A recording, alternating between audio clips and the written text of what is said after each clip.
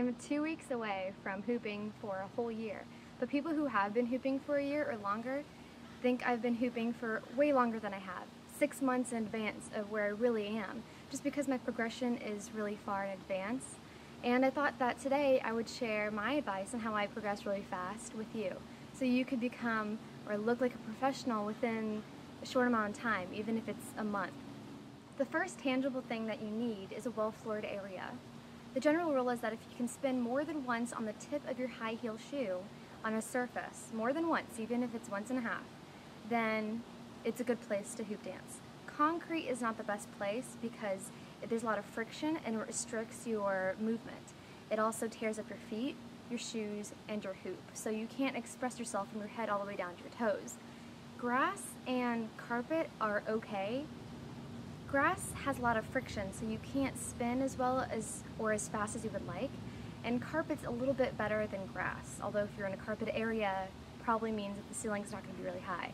So a well-floored area means like a wooden area or a place where you park your garage or your car, some place where it's smooth so you can glide without having to worry about restricting your emotion, your art, and your movement. The second tangible thing you need is a well-mirrored area.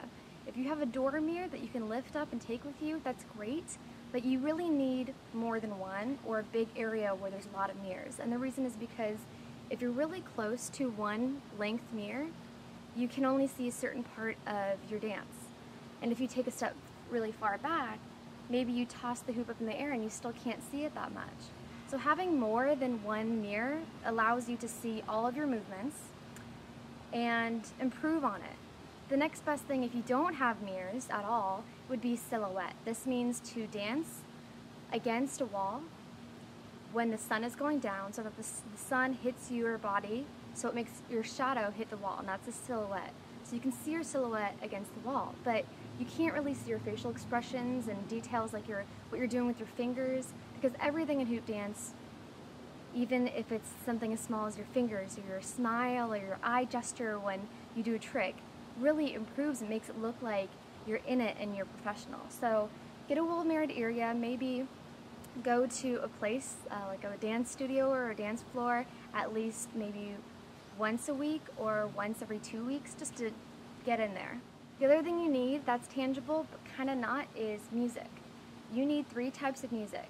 Music you hate, music you like, and music that moves you. If you go to performances and they tell you to perform, there might be a song that you don't like coming on.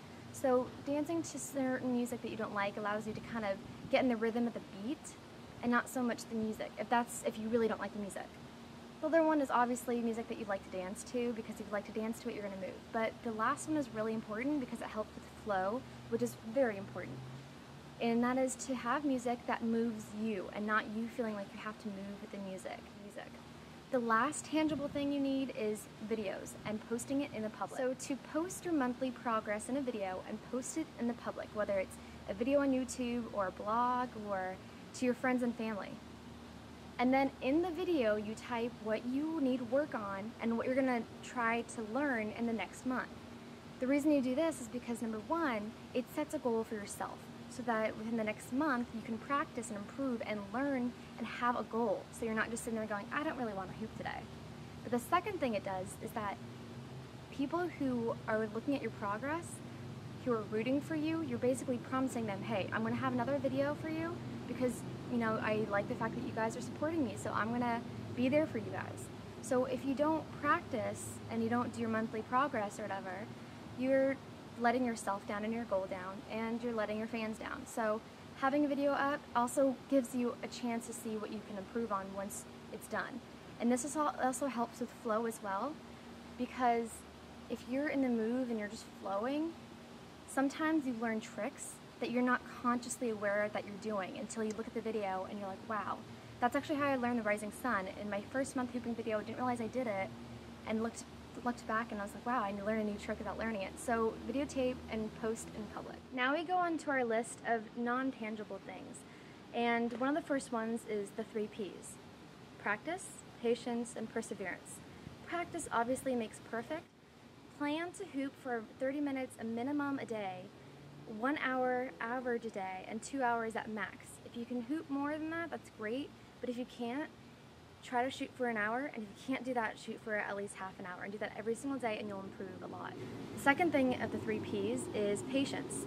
How many times have you gotten lost in the car, freaked out, and made a lot of stupid mistakes and got even further lost? Or something like that happened when you're doing a text. You mess up, you try to fix it really fast, and it keeps messing up. And the only way you fix it is if you approach it really calmly and do it again, and learn from your mistakes. Same idea with hooping. A lot of people ask me how to improve, and this is a really big part of it, and that's patience. That's to take a deep breath and say, you know what, how about this? Instead of doing this with my hips this time, I'll move it when it hits this part of my body. I'll move it this certain way. Okay, that's not working. Okay, what happens if I move it this time when it hits the back of me instead? So you make up a new idea. If it doesn't work, you scratch it and you start another idea. If your idea worked in the beginning just a little bit, then keep that in mind and make a new plan based off of that.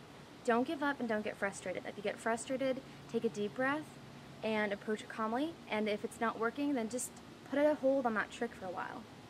And the last one is perseverance. You cannot have practice or patience without perseverance, and this is to continue in spite of opposition or fear of failure.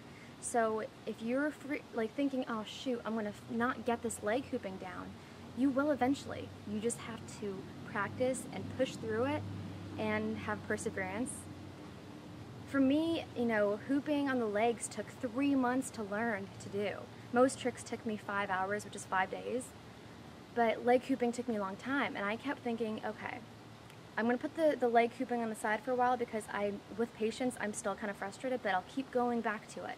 And by the second month, I still wasn't really that close, and I was like, you know what, I'm going to get this down. It's not a question of if, it's a question of when. I'm going to get it down. So have perseverance. The next thing you need is hoop flow, and hoop flow is really important because it helps you look more like a professional, because you can look like a professional if you only do 5 tricks, but you add a kind of rhythm to it. It helps you get into the whole expressiveness of hoop dance, so you can express yourself from your head all the way down your fingertips and to your toes. And it's great for learning new tricks, because when you're in the flow, you're not realizing or thinking, okay, try this trick. You're just going with what you think goes with your expression and your emotion at the time, whatever trick comes to mind. But sometimes when you're in the flow, you're just so lost in it, you create tricks that you don't realize you're doing. You create transitions in your own tricks, and if you don't, like I said before, if you get it on video, you can see what's going on. The other good thing about flow is that if you make a mistake, it looks intentional because you're just vibing it. You're not, if you're doing a trick and it's not working out, you have to start again, or you have to redo something. But when you're in flow, you just keep going through the mistakes. So if you're a professional, you can look like you know what you're doing if you only know 5 tricks. And that's if you practice flow. So plan to practice flow, once a week at least, or at least half of the practice time you have. So it's really, really important. Talk to any hooping teacher and they'll say the same exact thing. The other thing you need is a willingness to discover. This means to go onto YouTube and type in hooping tricks and look up other people who aren't so popular, videos that aren't really famous, because people who have made their own tricks up have really great ideas. So go past the 7th page of YouTube and look it up. But that also means to go out and just practice yourself. A lot of isolation tricks, for example, they're done with just by playing around with it. So when you play around with it, there might be a trick that you think is really cool and you learn how to do. That's how most tricks in hooping are learned. So go on YouTube and discover, research a lot. That's how I learned. Did a lot of researching on videos and all that fun stuff, and then just practice hoop flow and experimenting with tricks, and that should be really good. If you are looking for recommended videos, or what I did the first few months that I was hooping, I did Hoopnotica DVDs, the first one to the 4th one. The most advanced thing you'll learn on those DVDs is the duck out and the jump through, but after that, a lot of it is on YouTube, and there's a lot of tutorials on chest hooping and leg hooping. So if you're not getting something, don't freak out that it's not on my channel. Go to someone else's channel because they might have a greater way of explaining something. You can leave a response video of your first progression video in this little window or this video so that you could jumpstart your views. But as otherwise, like most hoopers say, happy hooping. Bye.